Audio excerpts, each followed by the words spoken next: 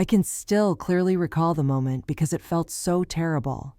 That calm, unbalanced feeling you get when a picture frame tilts slightly on the wall, not in a spectacular movie scene way, but in the way your stomach senses it before your eyes do. As usual, I was standing near the espresso machine, which always hissed a bit too loudly in the office kitchen at 8:07 a.m.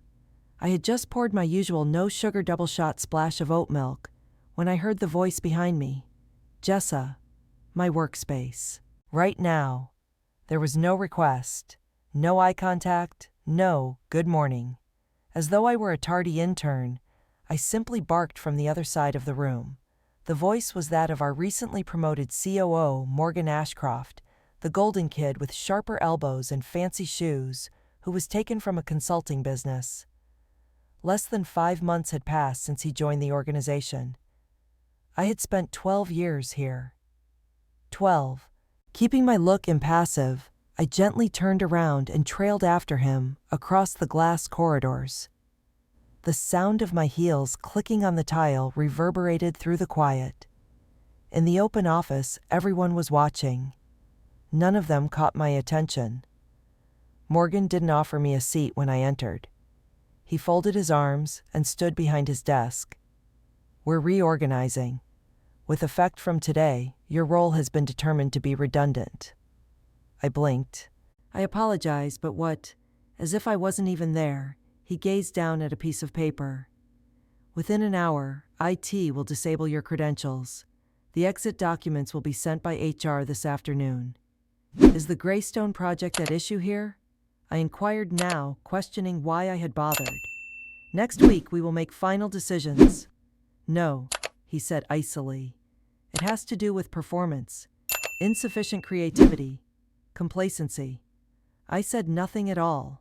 I simply gazed at him, admiring the arrogant expression on his face, and the way he tapped his Mont Blanc pen as if composing a private opera. Then, for no apparent reason, I grinned. A serene, understanding, almost maternal grin. I understand, I replied. I then left. I didn't lash out, cry, or become angry. I refrained from arguing. I quietly packed my belongings. A few colleagues hovered close to my cubicle, looking puzzled and tense. Their glances told me that something wasn't quite right. However, nobody said anything. In times like those, no one does. Like a woman leaving a funeral she hadn't intended to attend, I took my cardboard box to the elevator, past my portfolio, the Greystone portfolio file still on the printer tray, and stepped out into the morning sunlight. The 2 hours that followed were a haze. My phone kept buzzing. Friends in the office texted me emails from outside collaborators. Then, at 11:12 a.m., I gasped when I saw the subject line of one email: confirmed final review meeting at Greystone at 2:00 p.m. They were still copying my name. Lead negotiator is still on the list. I gazed at the display. In the last 5 years, Greystone was the biggest possible client for our company. I had started the relationship from scratch. Even though I had experienced 2 rebrands, 3 CFOs, and a hostile board change, I had clung to Greystone like a compass in a hurricane. Every word in the draft contract was familiar to me. Every interested party. Every possible hazard. And now without even looking at the operational details, Morgan believed he could take my position in the middle of a project where I had exclusive sign-off authority. The perplexity started to change into something else at that point. Not rage, not quite yet. Curiosity. Why now? Why so suddenly? Why so careless? I shut down my laptop, reclined on the couch, and grabbed my old battered leather-bound planner, which is the one item I usually look for when things become messy. A throwback to the digital era. It contained receipts folded into pages, notes, deadlines, and scrawls in the margins. More significantly, though, it was able to remember. Dates, gatherings, assurances. I turned to the pages from the previous month and scanned the line items, including executive approvals, legal drafts, and Greystone. Then I noticed a tiny remark in the margin. Lead partner JM, Joint Legal Exclusivity Clause, 14B. That's me, JM Morgan Jessa. Section 14B. A dim recollection flashed. A last-minute client request had led to the inclusion of that clause. It made sure that negotiations could only be concluded by the appointed lead, which was myself. A buffer for security in case the staff changed. At the moment, I hadn't given it any thought. Now, though, it may be my shield now. Slowly, my fingers gripped the weathered cover of the planner, and I closed it. There was a serious problem, and I was about to discover what. On that night, I didn't cry. Not even when I sat on the rug with my planner still on my lap after taking off my heels by the front door. I merely gazed at the ink stains on the edge of the leather cover, one from a hurried coffee spill during a late-night client call, and another from a pen that exploded on a trip to Zurich. This planner has been with me through every storm for 12 years, every accomplishment. I attempted to cover every rift in my personal life with success in my career. Right now, without the employment, I wasn't really sure of who I was. I didn't sip the tea I brewed. Despite turning on the TV I was unable to watch, I basically checked my inbox out of habit. Still going strong. They still hadn't denied entrance. One more error. A new email from Greystone's principal counsel surfaced at 11:47 p.m. Subject: verification of negotiator presence legal obligation. I took it open. Only one line. Greystone mandates that Ms. Jessa Morgan, the authorized negotiator, be present at contract finalization in accordance with Clause 14B of the draft agreement. Please confirm by tomorrow at noon. I read it 3 times. But then again. Then I burst out laughing. Not for fun, but that gasping laugh you have when you learn someone at the table didn't know how to play and the universe shows you its cards. Morgan didn't know. The clause had escaped his notice. Didn't comprehend it. He had attempted to take the pivot out of a structure that he had not even bothered to examine. My phone rang at 7:04 a.m., blocked phone number. I allowed it to ring. It ceased. Then began anew.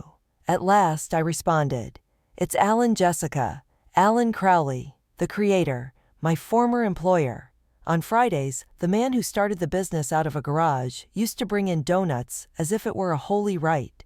He remarked, I just walked into the office. What on earth is happening? I said nothing. You quit. Morgan said. I exhaled. No.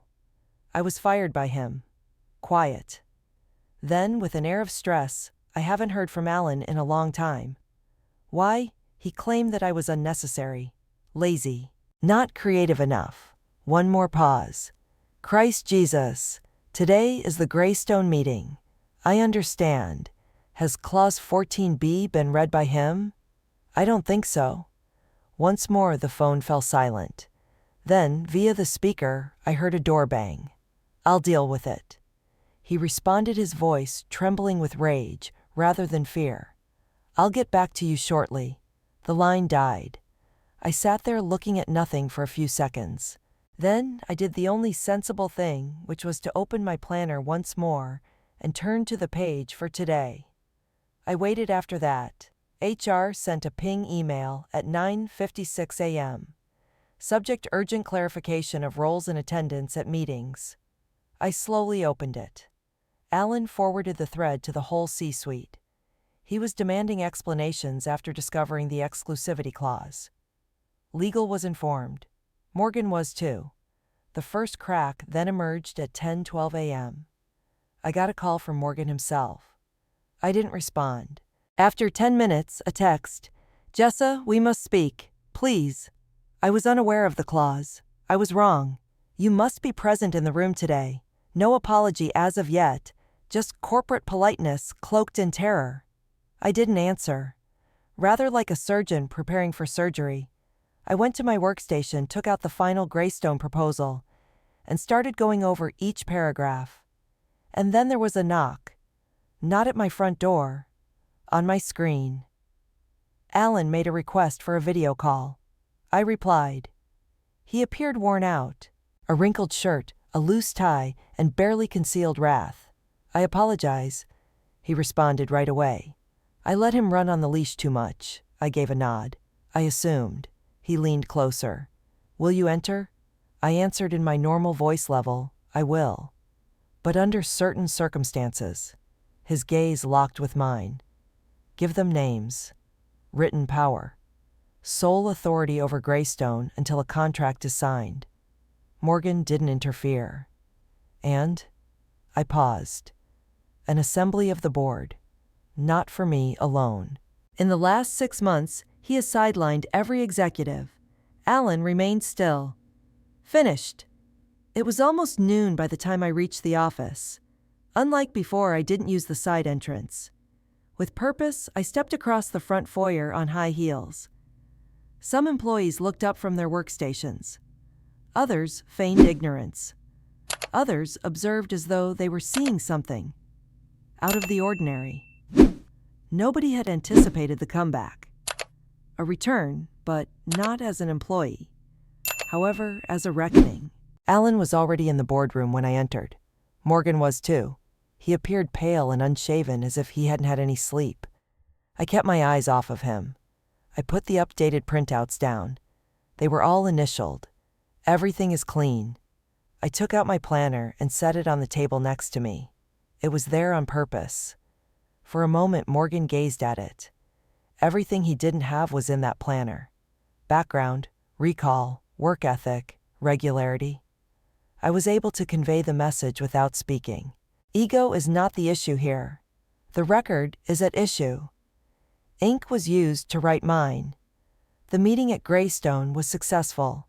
In the executive lounge that afternoon, contracts were signed, hands were shaken, and champagne was uncorked in private. However, I left before the toast. I put my planner under my arm, left the glass on the table unbroken, and departed. The victory seemed pointless, because I knew deep down that this was not the end. Morgan's eyes had followed me while I explained the revised provisions to Greystone's CEO in fluent Arabic and restored their trust, which he had nearly destroyed. When everyone applauded, he grinned. However, it missed his eyes. No congrats, no possession, just a little math. That expression was not new to me. Many years ago. A different face, the same danger. Dismissal is always the first step. When that fails, they use other means to make you vanish. 3 days later, the first symptom appeared. IT had flagged an email. It seems that I emailed a South Korean partner the wrong pricing parameters. However, I hadn't. My name appeared on the file that was attached to the email, but the formatting was incorrect. My system did not match the metadata. I sent it right away to Alan. "It's not mine," I texted. In less than 10 minutes, he responded. "Comprehensive. We'll track it down." However, that was only the start. Reimbursements for expenses are delayed.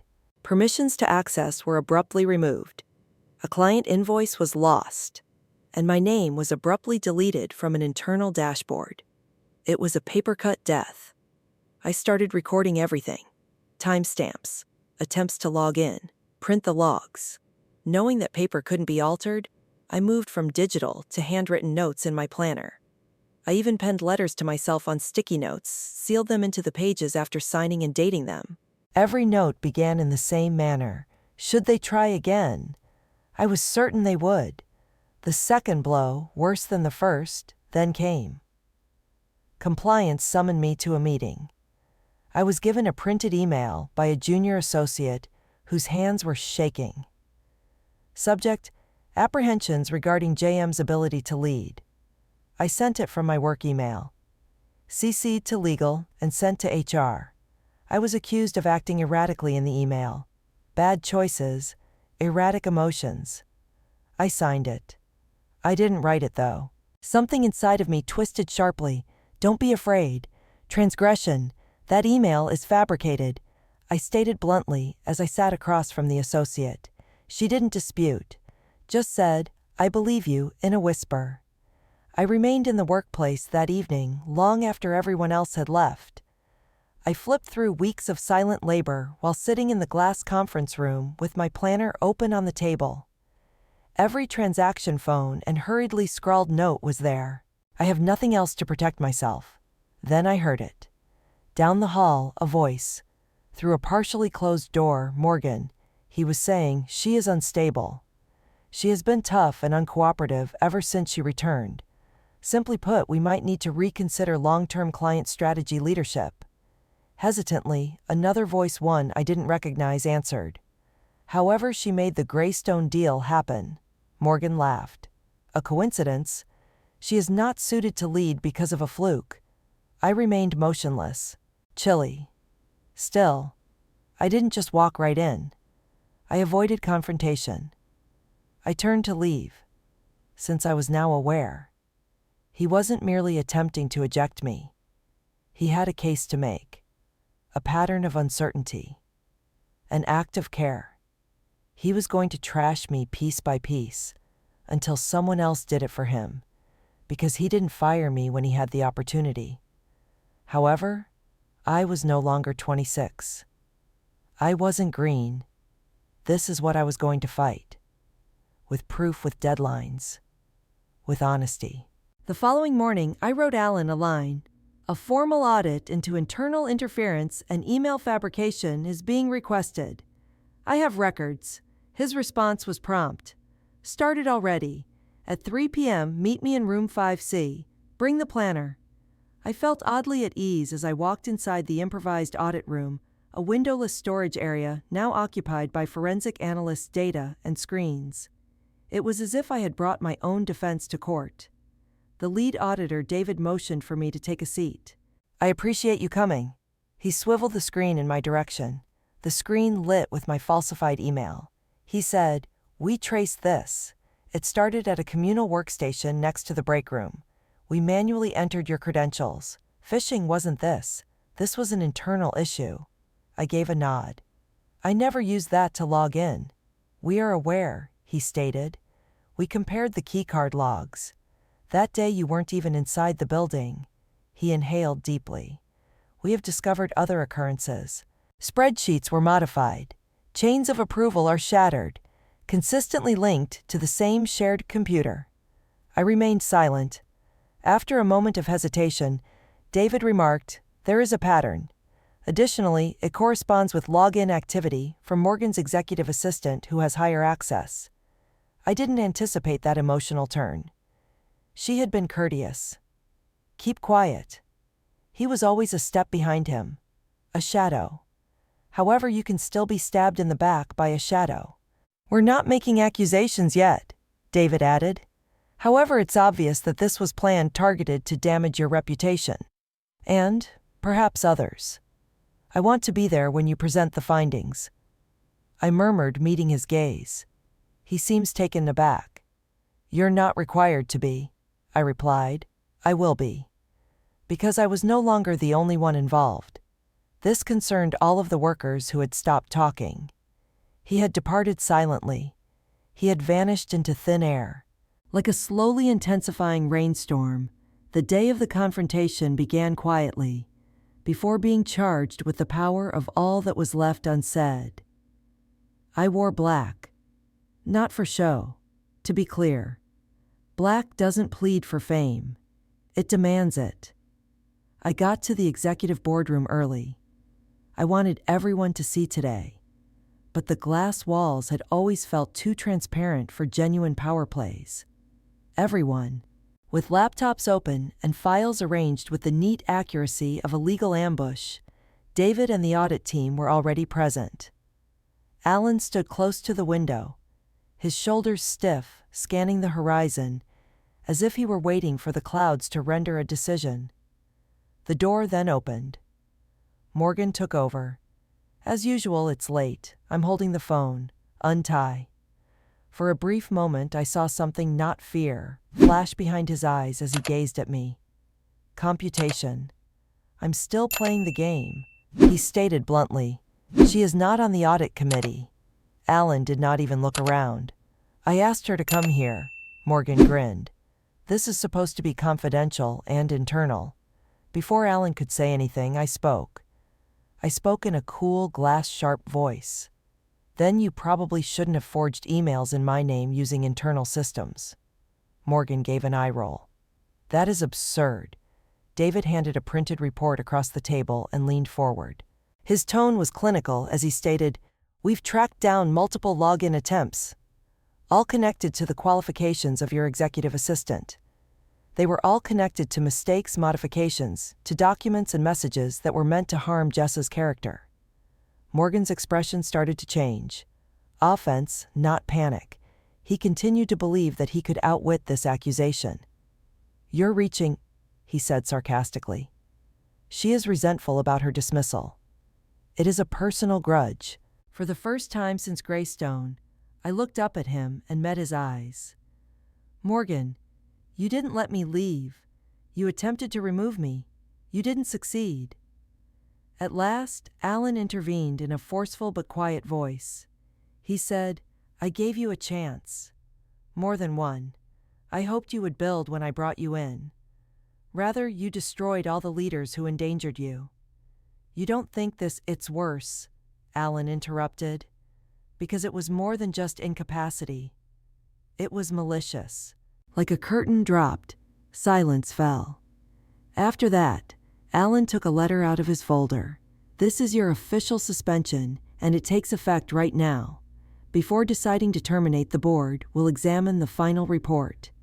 Morgan's mouth opened, but nothing came out. He had nothing to say for once. With his jaw gritted, he rose up and turned to leave. Not with rage, incredulously. Like a man who had finally come to the realization that his tricks were no longer effective because someone had disregarded his rules. I remained seated. Alan rubbed the bridge of his nose as he sat opposite me. "I let him down," he muttered. "As a guide. Perhaps even as a dad." I took a while to reply. "You can't lead someone who doesn't want to grow," he said quietly. The business wall between us briefly fell as he glanced at me. I responded, "But you can still lead this company. And rebuilding is still possible." He gave one nod, slowly, as if it truly had some significance. I wasn't thinking about Morgan's demise that evening as I made my way to my car. The planner that was still in my arm was on my mind. In the past, the silent labor that went unnoticed had occupied every page of it. Now, though, it was my record now, my tale, my defense, and my evidence. It was 2 weeks later. 2 peaceful, lengthy weeks. Not a single headline, no news releases. On a Tuesday morning, only one internal document quietly circulated: Morgan Ashcroft termination of employment. Ethical conduct violation. Internal misconduct. Not much fanfare. No goodbye. It was just a name, as if it had never been in the executive directory. I expected to feel victorious, validated, but there was nothing but quiet. It felt as though the storm had passed, and I could again breathe normally without recoiling at the slightest gust. Whispers, of course, were swift. A few coworkers avoided making eye contact. Others quietly congratulated me via email, their words more relief than joy. Some came from younger employees I had coached in the past. Some were from mid-level supervisors who were eager to commend my comfort under fire after they had previously interrupted me during meetings. I didn't hold it against them. No more. Since I had witnessed the price of silence, I had also made the decision to never live there again. Then I received the call late one day. Alan invited me to his office for a meeting. No helpers, no plans. As on the day of the audit, he was standing at the window when I got there. However, his shoulders were relaxed this time. Simply fatigue, perhaps just possibly a hint of hope. He motioned me to take a seat. A folder was then slid over the desk. "There's a promotional offer within. Strategic Client Operations Director. Executive position," immediately answering him. Complete control over the client lifespan. Complete independence. Before I spoke, I looked at the title for a long moment. "This is not what I asked for." He gave a nod. You deserve it precisely because of that. No, I didn't say that. Not immediately. I put my planner on top of the folder and closed it. I want to help reshape this place if I accept. I added carefully. I don't want to merely be a title holder. I want to create a culture that values character over charm. Alan grinned. Not the courteous kind. The authentic sort. I was hoping you would say that. I sat by myself in my makeshift office that evening. Renovations were still ongoing. The door's nameplate was empty. However, my planner was the first item I put on the shelf inside. Worn leather. Corners smeared with ink. Memoirs from my career's highs and lows. I had been writing everything down for years because I didn't think the system would remember me. I believed that if I remained calm, professional, and silent, someone would eventually see my worth. But I almost lost everything because I was silent. And from the ruins I discovered, being competent is not being arrogant. Weakness is not dignity. Furthermore, being underestimated does not equate to losing. I had no desire for vengeance. My goal was to find the truth. And I understood. I started to rebuild in the ensuing weeks. I met with each team that Morgan had broken up. 2 workers who had discreetly quit under his direction were invited back, and when I asked one of them if she would return, she sobbed in my office. I established a direct private reporting channel for sabotage and harassment. The shadows are gone. Whispers behind glass walls are over. Not because my title had changed, but because I now moved around the halls in a different way. I kept the planner with me. Even after I took up residence in the permanent office. Even when I received a brand new executive notebook as a gift from a junior associate, I kept the old one on the corner of my desk, but I thanked her with a smile. It brought back memories of the sleepless nights, minor conflicts, and unseen toil. Of the precise moment I decided to leave Morgan's office, tall and silent, without pleading for a seat at the table. The story shifted at that point. Not when I retaliated, but when I realized how valuable I am. Morgan had attempted to interview out of state as far as I knew. Small businesses consultations. However, the industry speaks. Furthermore, my narrative overshadowed his justifications.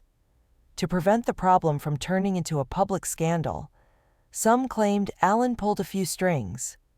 Perhaps it was a final act of defense. Or, perhaps, of love. I didn't inquire. I didn't have to. Since I wasn't turning around, I happened to go past the former Greystone conference room one afternoon while I was going through the office. Now empty. Through the window, sunlight streams in. I hesitated for a second. I had defended more than a contract in that room. I had stood up for myself, and I had prevailed, not with fury or retaliation, but with facts, honesty, and the silent guts to demand better. I grinned as a result. After that, I continued to walk. Go ahead.